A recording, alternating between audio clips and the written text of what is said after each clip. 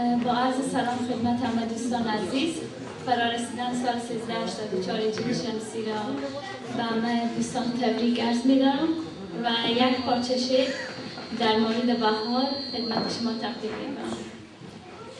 ای عزیزان، ما گل و سنبل بهاری داشتیم.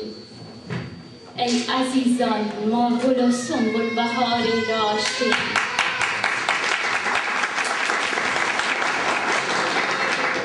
در ری سالنگ و خنجان گل بهاری داشتیم.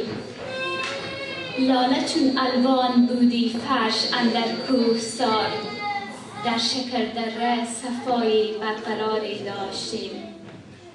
ارغوان بر کوه خواجه از زمرد فرش داشت، چون شکوفه زار غرقه و گلعذاری داشتیم. در شب مهتاب سیر باغ بالا موجی گل، چارده سبز زیبا مرغزاری داشتیم. بر کف لاله ترنم داشت شبنم اشکسان، فصل نوروز نیکو را روزگاری داشتیم. چلستون قصر پرگل در بهار و در خزان، باغ بابل شاه زیبا لاله‌زاری داشتیم. عده‌ای داشتن سفر سوی مزار شاه بلخ، عده‌ای سوی سمنک جشن و کاری داشتیم.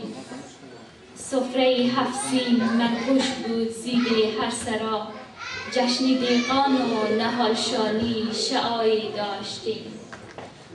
روزی نوروز هر طرف بود میله سیر و چمن، دید و بازدید عزیزان بر دیاری داشتیم. شهر کابل شور و غلغل داشت در کوه علی، جندوالای سخی جان در کناری داشتیم.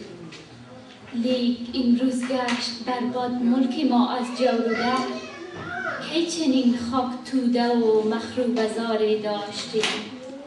گر بودی آباد وطن داشتیم قرار و آشیان، اندرین غربت کجا ما اعتباری داشتیم. ملت مظلوم پریشان است به هر ملک و دیار، کاش جایی جهل و ظلمت مرد کاری داشتیم. آتش افتد بر دیار دشمنان خاک ما، آتش افتد بر دیار دشمنان خاک ما، ورنه در غربت کجا ما روزگاری داشتیم. از خدا خواهیم صلح آتش اندر وطن، جای این جنگ و شرارت ننگ و آری داشتیم. ای عزیزان، می کنم تجلیل نوروزی نیکو، چون که از آبا و اجداد ما بهاری داشتیم. چون که از آبا و اجداد ما بهاری داشتیم. هر روزتان نوروز.